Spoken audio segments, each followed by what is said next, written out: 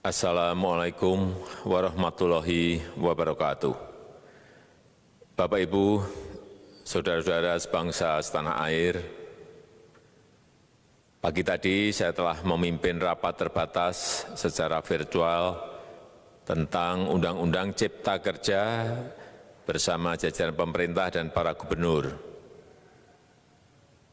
Dalam undang-undang tersebut terdapat 11 klaster yang secara umum bertujuan untuk melakukan reformasi struktural dan mempercepat transformasi ekonomi. Adapun klaster tersebut adalah urusan penyederhanaan perizinan, urusan persyaratan investasi, urusan ketenagakerjaan, urusan pengadaan lahan, urusan kemudahan berusaha, urusan dukungan riset dan inovasi, urusan administrasi pemerintahan, urusan pengenaan sanksi, urusan kemudahan pemberdayaan dan perlindungan UMKM, urusan investasi dan proyek pemerintah, serta urusan kawasan ekonomi.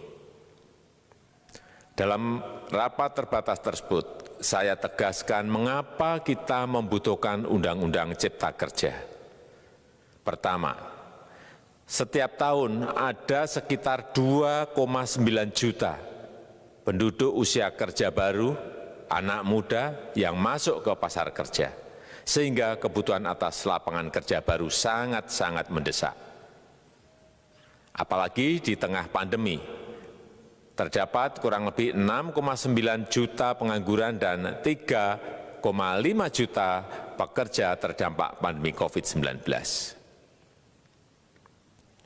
Dan sebanyak 87% dari total penduduk bekerja memiliki tingkat pendidikan setingkat SMA ke bawah, di mana 39% berpendidikan sekolah dasar, sehingga perlu mendorong penciptaan lapangan kerja baru, khususnya di sektor padat karya. Jadi, Undang-Undang Cipta Kerja bertujuan untuk menyediakan lapangan kerja sebanyak-banyaknya bagi para pencari kerja serta para pengangguran. Kedua, dengan Undang-Undang Cipta Kerja akan memudahkan masyarakat, khususnya usaha mikro kecil, untuk membuka usaha baru. Regulasi yang tumpang tindih dan prosedur yang rumit dipangkas. Perizinan usaha untuk usaha mikro kecil UMK tidak diperlukan lagi, hanya pendaftaran saja. Sangat simpel. Pembentukan PT atau perseroan terbatas juga dipermudah. Tidak ada lagi pembatasan modal minimum. Pembentukan koperasi juga dipermudah, jumlahnya hanya 9 orang saja. Koperasi sudah bisa dibentuk. Kita harapkan akan semakin banyak koperasi-koperasi di tanah air. UMK, usaha mikro kecil yang bergerak di sektor makanan dan minuman, sertifikasi halalnya dibiayai pemerintah, artinya gratis. Izin kapal nelayan penangkap ikan misalnya, hanya ke unit kerja Kementerian KKP saja. Kalau sebelumnya harus mengajukan ke Kementerian KKP, Kementerian Perhubungan, dan instansi-instansi yang lain. Sekarang ini cukup dari unit di Kementerian KKP saja. Ketiga, Undang-Undang Cipta Kerja ini akan mendukung upaya pencegahan dan pemberantasan korupsi. Ini jelas karena dengan menyederhanakan, dengan memotong, dengan mengintegrasikan ke dalam sistem perizinan secara elektronik, maka pungutan liar, pungli dapat dihilangkan. Namun, saya melihat adanya unjuk rasa penolakan Undang-Undang Cipta Kerja yang pada dasarnya dilatar belakangi oleh disinformasi mengenai substansi dari undang-undang ini dan hoax di media sosial. Saya ambil contoh, ada informasi yang menyebut tentang penghapusan UMP, upah minimum provinsi, UMK, upah minimum kota kabupaten, UMSP, upah minimum sektoral provinsi. Hal ini tidak benar, karena faktanya upah minimum regional, UMR, tetap ada. Ada juga yang menyebutkan bahwa upah minimum dihitung per jam. Ini juga tidak benar. Tidak ada perubahan dengan sistem yang sekarang. Upah bisa dihitung berdasarkan waktu dan berdasarkan hasil. Kemudian adanya kabar yang menyebutkan bahwa semua cuti sakit, cuti kawinan, cuti khitanan, cuti baptis, cuti kematian, cuti melahirkan dihapuskan dan tidak ada kompensasinya. Saya tegaskan juga ini tidak benar. Hak cuti tetap ada dan dijamin. Kemudian apakah perusahaan bisa mem-PHK kapanpun secara sepihak? Ini juga tidak benar. Yang benar, perusahaan tidak bisa mem-PHK secara sepihak.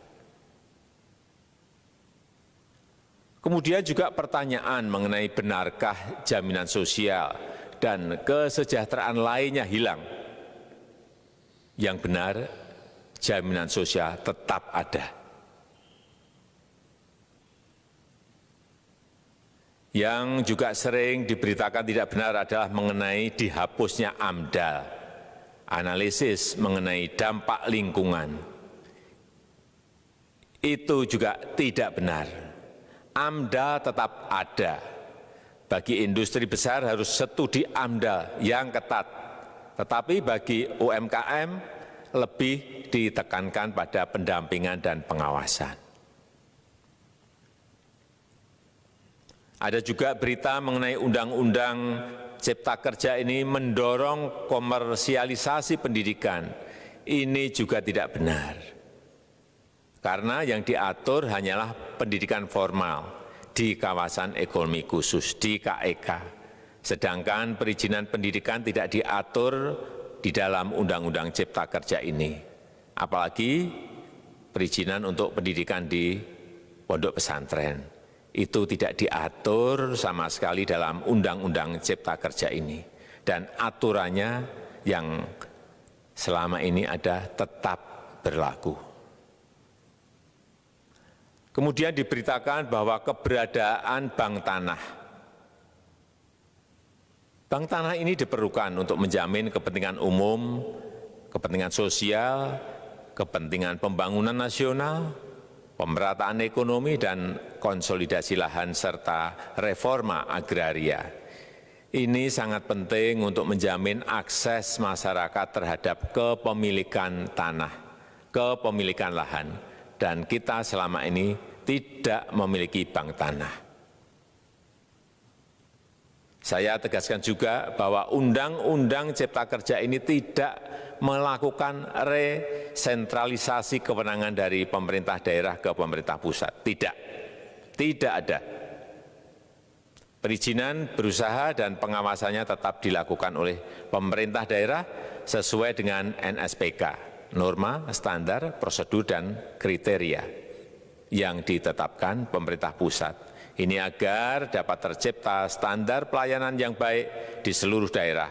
Dan penetapan NSPK ini dapat nanti akan diatur di dalam PP atau peraturan pemerintah. Selain itu, kewenangan perizinan untuk non-perizinan berusaha tetap ada di Pemda. Sehingga tidak ada perubahan. Bahkan kita melakukan penyederhanaan, melakukan standarisasi jenis dan prosedur berusaha di daerah. Dan perizinan berusaha di daerah diberikan batas waktu. Ini yang penting di sini. Jadi ada service level of agreement. Permohonan perizinan dianggap disetujui bila batas waktu telah terlewati. Saya perlu tegaskan pula bahwa Undang-Undang Cipta Kerja ini memerlukan banyak sekali peraturan pemerintah atau PP dan peraturan presiden atau Perpres. Jadi setelah ini akan muncul PP dan Perpres yang akan kita selesaikan paling lambat 3 bulan setelah diundangkan. Kita pemerintah membuka dan mengundang masukan-masukan dari masyarakat dan masih terbuka usulan-usulan dan masukan dari daerah-daerah.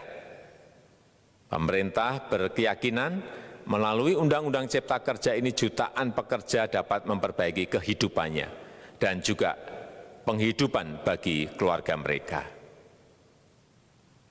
Dan kalau masih ada, jika masih ada ketidakpuasan terhadap Undang-Undang Cipta Kerja ini, silahkan mengajukan uji materi atau judicial review melalui MK, Mahkamah Konstitusi. Sistem ketatanegaraan kita memang mengatakan seperti itu. Jadi, kalau masih ada yang tidak puas dan menolak, silahkan diajukan uji materi ke MK. Saya rasa itu yang bisa saya sampaikan pada kesempatan yang baik ini. Terima kasih. Wassalamualaikum warahmatullahi wabarakatuh.